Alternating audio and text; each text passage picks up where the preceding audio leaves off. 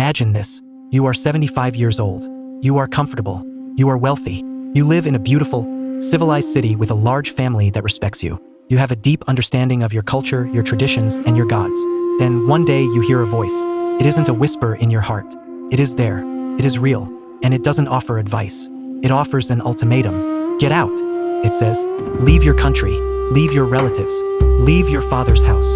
The man's name was Abram. We know him as Abraham. Before we get to the miracle, we have to understand the logic. In Mesopotamia, where Abram lived, your family was your survival. If you left your tribe, you were a dead man walking.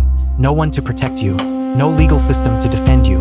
If a man left his father's household, he was voluntarily walking away from everything that made him someone. So, when this voice speaks, it isn't asking him to move to a slightly nicer neighborhood. This is a call to total vulnerability.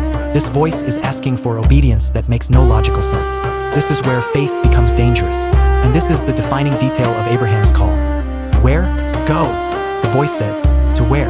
To a land that I will show you. Wait, replay that. He isn't given a map. He isn't given GPS coordinates. He is only told that he will know it when he gets there. This wasn't just a move. This was a total separation. Abram was being called to separate from his past, his security, and even his understanding of how the world works, all based on a promise of a future he couldn't see. Lesson number 1. The burning question here isn't just, will you go? It's, what are you willing to separate from? Divine calls rarely come when we are in our comfort zone. In fact, comfort is often the biggest competitor to consciousness. God asked Abram to leave his definition of home so that he could build him a new foundation. For us, the country we are called to leave might not be physical. It might be a mindset. It might be a toxic relationship. It might be our rigid reliance on our own planning and logic. What are you relying on that isn't God? True preparation isn't about packing the right bags. It's about unpacking our reliance on our own security. Lesson number 2. The Bible says, so Abram departed, as the Lord had spoken to him. Notice it doesn't say, so Abram made a 5-year plan. Obedience is the preparation. We often get this backward. We want the full architectural blueprint before we buy the first brick. We want to feel completely qualified before we step into a new opportunity. But if you have all the answers, you don't need faith. Preparation is not about being unqualified. Abram had wealth and experience. Preparation is about becoming reverent.